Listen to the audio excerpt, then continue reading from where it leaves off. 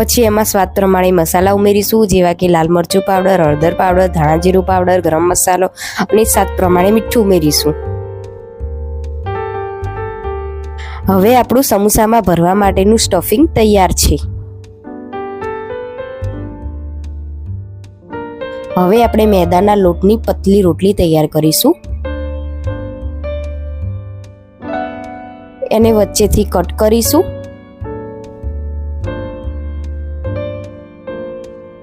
હવે બનાવેલી રોટલીમાંથી સમોસાને શેપ આપી દઈશું.